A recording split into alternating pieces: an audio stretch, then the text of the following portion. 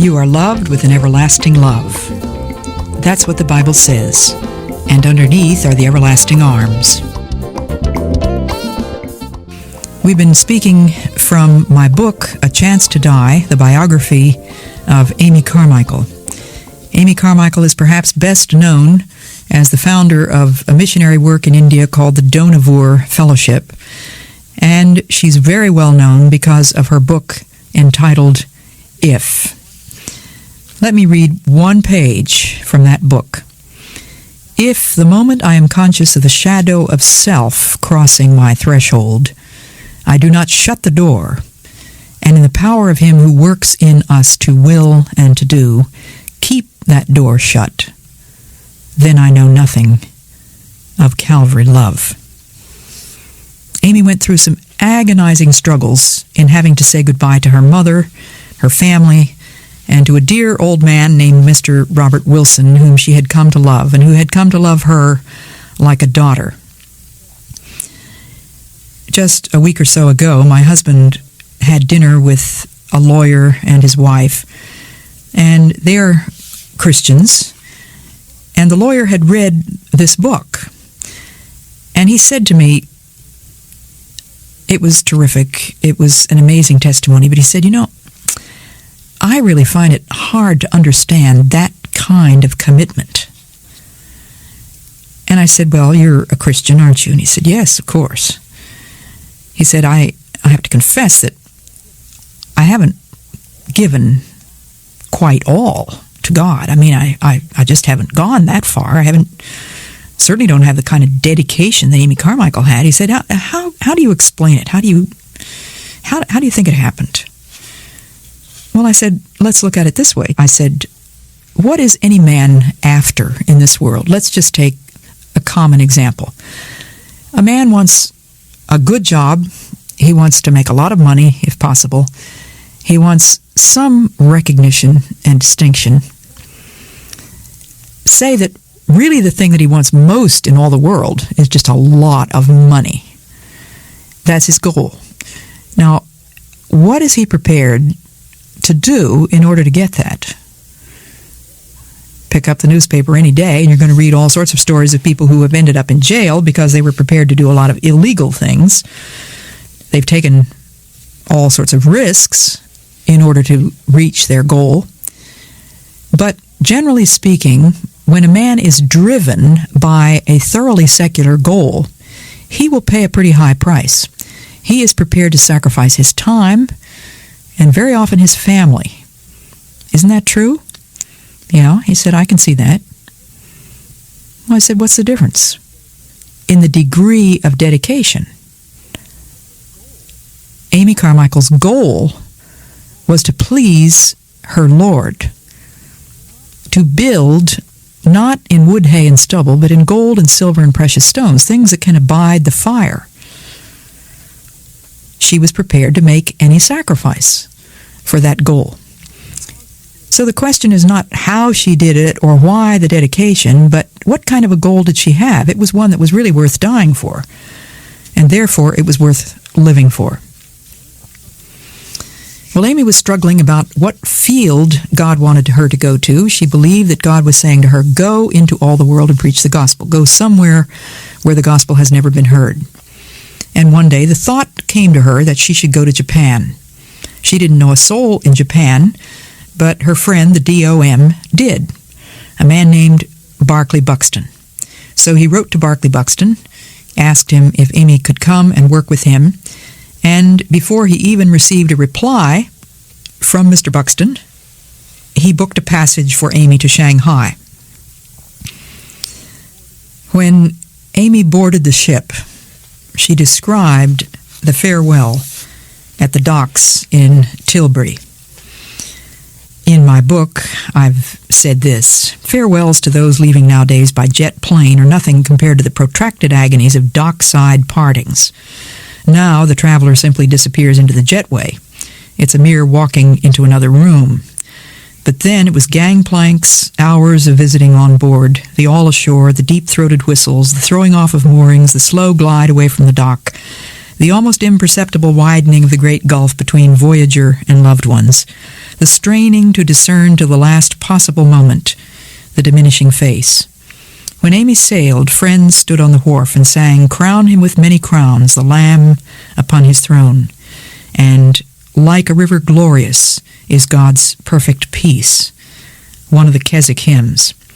The singing went on for more than an hour, the same hymns sung again and again.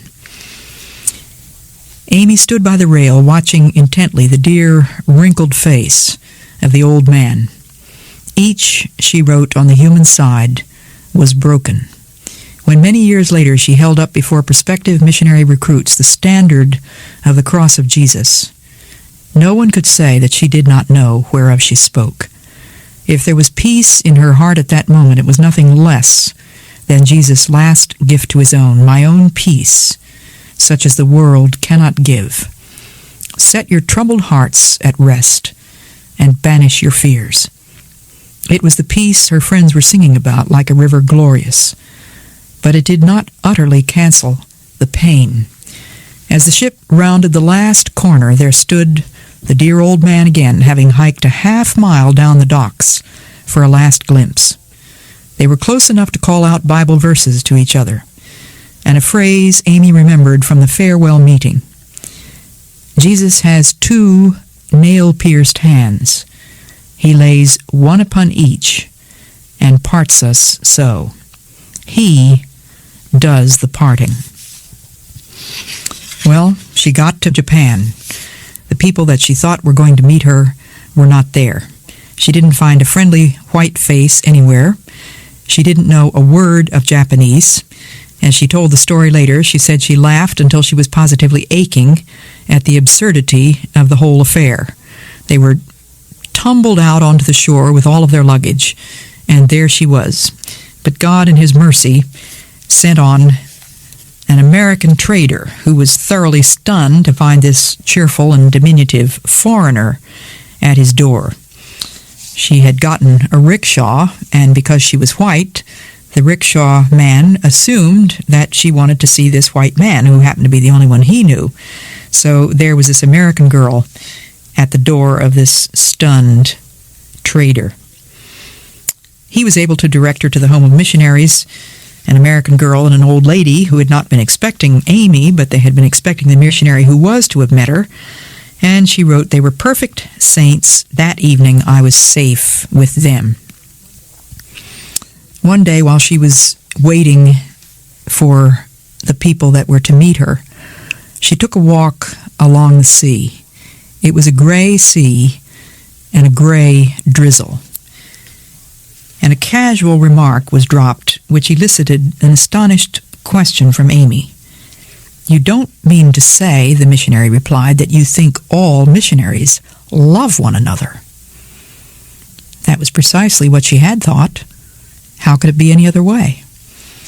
"No faintest foreshadowing of the purposes of God was mine that morning," she wrote, "but I remember the thoughts that rushed through me then.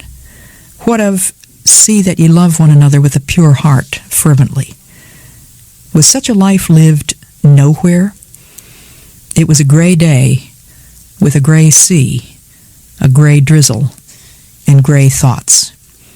But it spurred her to prayer, to an earnest beseeching that the Lord would enable her to love as he commanded us to love." And one more word from her book, If.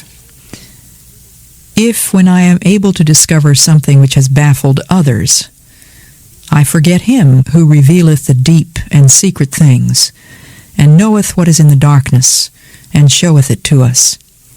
If I forget that it was he who granted that ray of light to his most unworthy servant, then I know nothing of Calvary love."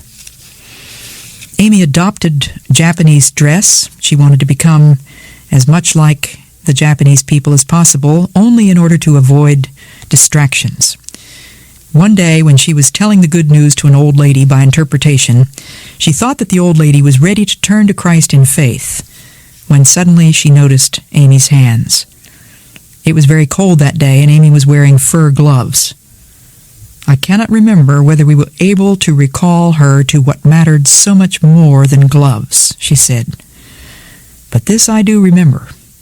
I went home, took off my English clothes, put on my Japanese kimono, and never again, I trust, risked so much for the sake of so very little. Amy was prepared for sacrifice.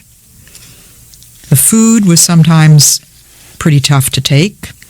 When traveling, she said, this is the sort of thing she might be given: native fish paste, pale mud-colored and nasty, semi-boiled animal, nature unknown, eggs, young and old, perfectly raw fish, brown seaweed, black beans in a liquid like senna tea, chicken, usually a fowl of much experience, in sugary juice, leathery scraps floating about in some terribly fishy liquid, sliced bamboo, lily roots, odoriferous radish, seaweed, sea ears, sea slugs, plus pickle, plus rice. Now, some of you Japanese listeners out there, you think that sounds like a delicious menu, but every man to his own taste. And, of course, if Amy was willing to say, where he leads me, I will follow, she was also willing to say, what he feeds me, I will swallow. The life of a new missionary is going to involve a cross. It involves the same thing for you and me, doesn't it? If we're followers of Jesus Christ.